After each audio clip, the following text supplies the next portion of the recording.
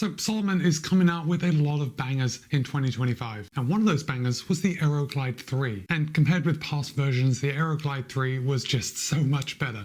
But now Salomon has taken it just a step further. So in today's video, I'm going to be telling you about the Aero Glide 3 Gravel. Let's get into it.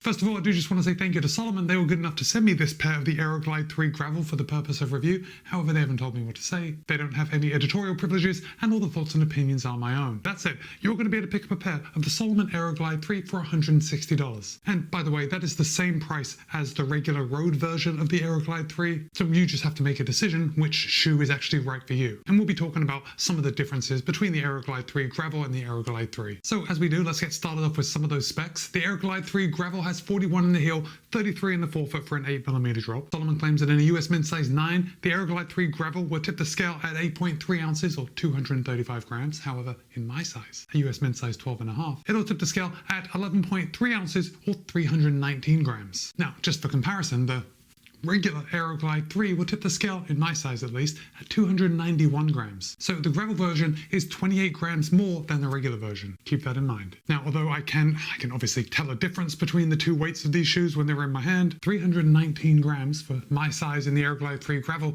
is still pretty light. I think the name of the shoe, like adding the gravel at the end of the Aero Glide 3, really gives away what this shoe is for, but I'm going to tell you anyway. This is a max cushion daily trainer that is going to be good on the roads and on light trails, or gravel trails. So we're not talking a full-on trail shoe, right? There are big differences between regular trail shoes, where you're going to be able to run on some technical terrain, maybe some sloppy, wet, muddy conditions. That isn't where the Aero Glide 3 Gravel is going to excel. The Aero Glide 3 Gravel is going to work best on those somewhat flat gravel trails, you know, the type of trails that are all over my neighborhood, and I imagine that are all over neighborhoods around the world. You know, those type of trails that have been made for people to ride their bikes on, to feel like they're in the woods, you know, to feel like they're going on an adventure without being too far from home or without experiencing anything dangerous underfoot. That is where the Aero Glide 3 Gravel is really going to excel. And we'll get more into that when we talk about the ride a bit later in the video. But let's start at the top. Let's start at the top and then we'll work our way down. You can see we have a very padded heel collar here on the Gravel version. Like, there is a lot of padding and it really feels good to put your foot in, and that super padded heel collar just kind of wraps around your foot and feels really good. I was surprised to see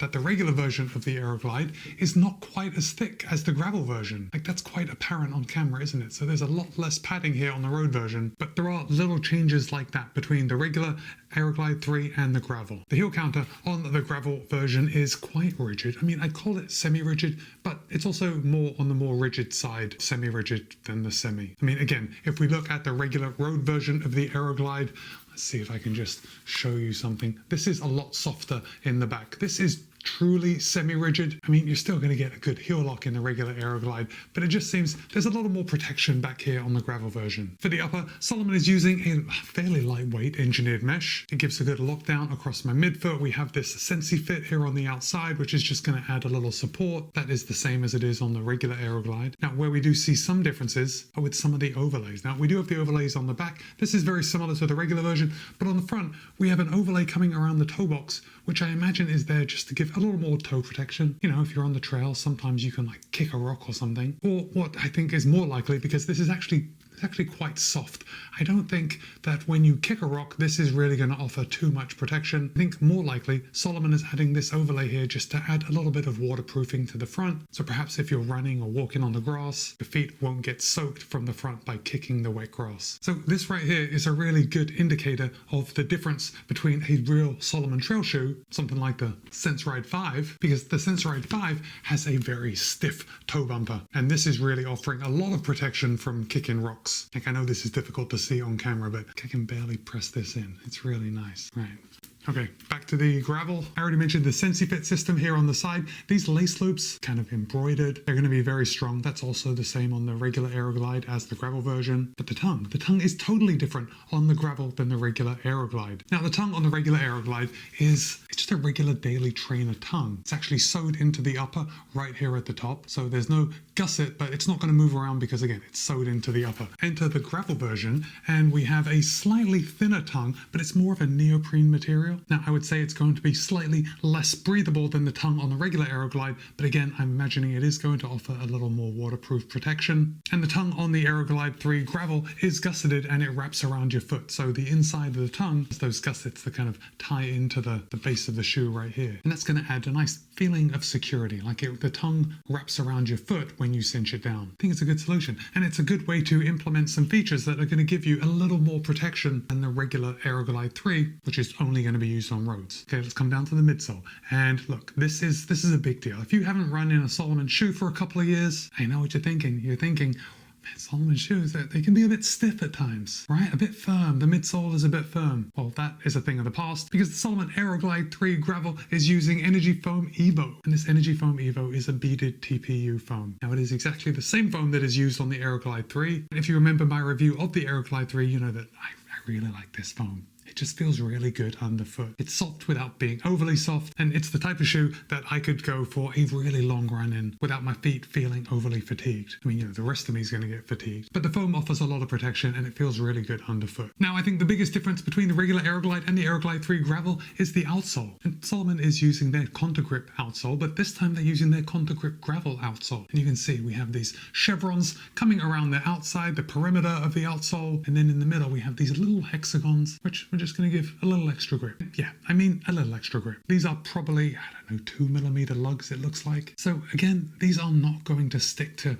wet roots or wet rocks, or provide an enormous amount of grip if you're really climbing up some steep or descending some steep faces. But it is going to give a little more protection than the outsole of a road running shoe like the Aero Glide 3. So let's say you leave the house and you incorporate just a lot of road running, maybe like me. I start on the roads and then when I go to the trails, I'll kind of meander off onto some trails. That is the exact use case scenario that the Aero Glide 3 Gravel is for. Also, I love taking a hybrid running shoe on trips with me because it cuts down on the number of shoes that I actually have to bring. Now, this Contagrip Gravel, it's a fairly soft compound, and I only mean that it's soft when compared to a trail shoe. Sometimes when you run in a trail shoe on the road, there's a lot of noise being made because it's a firm rubber compound. You know, it's made to grip rocks and roots, and it just isn't comfortable running on the road. This Contagrip Gravel outsole is very comfortable on the roads. In fact, I wouldn't say it's any less comfortable than the regular Aero Glide 3. It just gives you a little extra protection and grip where you need it. Now, again, I'd estimate 2mm lugs on this, so I wouldn't take this out in really muddy conditions. I mean, you could take it out in muddy conditions. I just don't think it's going to give you too much grip just because those lugs just aren't very deep. And obviously, it's going to be better than a road shoe with flat outsole rubber coverage, but this isn't for those huge mountain adventures. This is for your daily runs where you may be going off-road. And for that, I think the Aero Glide 3 is an absolute gem. Yeah, because the Aero Glide 3 Gravel and the Aero Glide are the same price, you really do have to think about which shoe you are going to use more. Now look, if you are only running on the roads, I think it's probably best to go with the Aero Glide 3. But if you run on trails anytime, I'd say you got to go with the Aero Glide 3 Gravel. It's just going to have a potentially wider use case. Now, the more I think about it, I don't know if I would actually take the Aero Glide 3 Gravel on different surfaces than I would take the regular Aero Glide 3. Because I would still take the Aero Glide 3 on these, you know, very mild neighborhood trails. I would feel better doing it in the Aero Glide 3 Gravel. And also because this is an Aero Glide 3 Gravel, just that gravel on the end, and the thought that this is, you know, a little bit more of a trail shoe than a road shoe. No, that's not true. It is more of a road shoe than a trail shoe, but compared to the same road shoe, it is definitely more trail inspired. So with that in mind, for some reason, and maybe this is just me, when I'm running in a trail shoe or I think of a shoe as being able to go off-road, I don't mind if it gets dirty. Like, I want it to get dirty. I want to kind of make it my own, paint it with mud. And I don't feel the same way about a road shoe. Like, when I'm in a road shoe, if they get dirty, like I'm trying to brush them off at the end of the run. A trail shoe, a gravel shoe, yeah, the dirt just stays on there. I'll shake it off when I go out on my next run. Does anyone else feel like that? So now I want to hear from you. Have you run in any Salomon shoes? And I mean trail or road or gravel, which I suppose is in the middle and a completely different category that we've been talking about for the last 10 minutes. But if you have run in any Salomon shoes, drop a comment and let me know which ones. But for now, it's Matt B. This has been my review of the Salomon Aero Glide 3 Gravel. Be kind, be happy, run well. See you in a couple of days.